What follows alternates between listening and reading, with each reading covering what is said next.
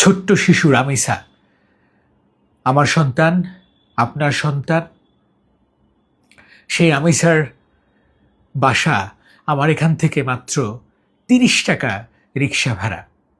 রামিসার সঙ্গে কি ঘটেছে সেইটার জবানবন্দি দিয়েছে আসামি সোহেল রানা।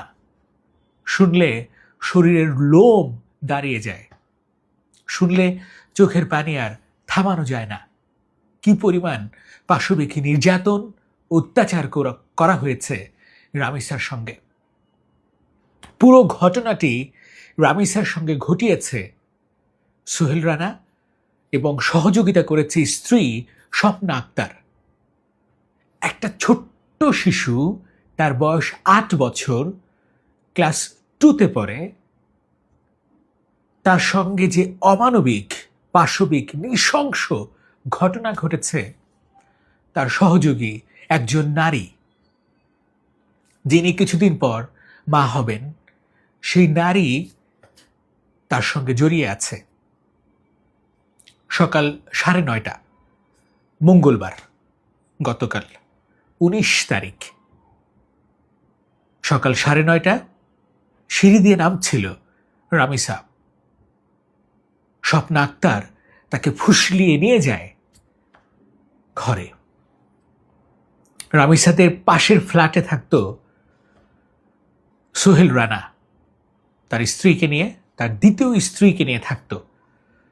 তার এই বিকৃত যৌনাচারের কারণে এবং চুরি, বিভিন্ন নেশাদ্রব্য গ্রহণের কারণে তার প্রথম স্ত্রী তার সঙ্গে সম্পর্ক ছিন্ন করে চলে যায়। ঘটনা একটু মনোযোগ দিয়ে শুনবেন। সেই স্বপ্না আক্তার রামিসাকে কৌশলে নিয়ে যায়। এরপর যা ঘটার তাই। বাথরুমে স্বপ্না আক্তারের সামনে রামিসার সঙ্গে ঘটে অমানসিক নির্যাতন। রামিসা অজ্ঞান হয়ে যায়। এর মধ্যে রামিসাকে খোঁজার জন্য তার মা ছটফট করে, এখানে ওখানে খুঁজে পায় না। দেখতে পায় তার পাশের ফ্ল্যাটে দরজার সামনে রামিসার একটা জুতা। দরজা নক করে, আশপাশের মানুষের সহযোগিতা নিয়ে ভেঙে দরজা খুলে দেখে রামিসা বাথরুমে, তার মস্তক, তার মাথা, আর খাটের নিচে রামিসার দেহ। এবং সোহেল রানা রামিসার সঙ্গে এই ঘটনা ঘটানোর আগে ইয়াবা সেবন করে। সে জবানবন্দিতে বলে অনেক দিন ধরেই রামিসাকে সে দেখত এবং রামিসার প্রতি তার আকর্ষণ কাজ করে। কত বড় পশু এই সোহেল রানা, চিন্তা করুন। তার স্ত্রী তাকে সহযোগিতা করতেন, দুজনই ছিলেন বিকৃত যৌনাচারে অভ্যস্ত। পর্নোগ্রাফিতে তারা দুজনেই আসক্ত এবং পর্নোগ্রাফির মতোই তারা বিকৃত যৌনাচার করতেন। স্বপ্না আক্তার, অর্থাৎ সোহেল রানার স্ত্রী স্বপ্না আক্তার, তিনিও ওই রকম হয়ে ওঠেন, স্বামীর মতো হয়ে ওঠেন। স্বামীকে সম্পূর্ণভাবে সহযোগিতা করেছে এই স্বপ্না আক্তার। সবচেয়ে কষ্টের বিষয় এটাই, আজকে রামিসার বাবা কয়েক জায়গায় বলেছে এই কথাটি, আমার মেয়ের কোনো বিচার হবে না এই দেশে। আমার জীবন দশায় কখনো এরকম ঘটনার বিচার দেখি নাই। আর কয়েকদিন পরে রামিসার কথাও আপনারা ভুলে যাবেন, স্ট্যাম্পে লিখে রাখেন। কি করুণ কথা, কি কষ্টের কথা, কি দুঃখের কথা, কি সত্য কথা। বুক ভেসে যায় কান্নায়।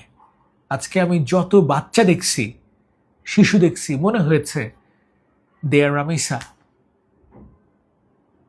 রামিসার ওই ফুটফুটে সুন্দর পবিত্র মুখখানা সব জায়গায় আমার ভেসে উঠেছে। আমি রামিসাকে ভুলতে পারছি না, রামিসাকে মাথার থেকে নামাতে পারছি না। আর ওই পশু সোহেল রানার মতো অসংখ্য সোহেল রানা আপনার বাড়ির আশপাশে আছে, স্কুলে আছে, মাদ্রাসায় আছে, মক্তবে আছে, প্রতিবেশী আছে, এলাকায় আছে, মহল্লায় আছে, আপনার পরিবারে আছে, আপনার আত্মীয় স্বজনের মধ্যে আছে, আপনার প্রতিবেশীদের মধ্যে আছে। আপনার গ্রামে আছে। তাই সাবধান। ধরা পড়লে সোহেল রানা, ধরা না পড়লে তারা খুবই সুফি সাধু। এজন্যই আমি বারবার অনুরোধ করি, সন্তানকে আগলে রাখুন বুকের মধ্যে যতটা সম্ভব, যতটা সম্ভব সন্তানের সঙ্গে থাকুন, ছায়ার মতো, ছাতার মতো। সবকিছু প্রকাশ্যে সন্তানের সঙ্গে শেয়ার করুন, সব ঘটনা শেয়ার করুন। Bad touch, good touch. বাচ্চা জানুক কারা কারা তার ক্ষতি করতে পারে। বাচ্চা জানুক কোন ক্ষতি করলে কি করা উচিত। প্রাথমিক ধারণা দেন। ছেলে হোক মেয়ে হোক, সব সন্তানকে আগলে রাখুন। সন্তান যদি সহজ সরল হয়, বিপদটা আরো বেশি হয়। তাই আপনার বাসায় যদি সহজ সরল সন্তান থাকে, খুবই innocence, please take care him or her. Careful থাকুন প্লিজ।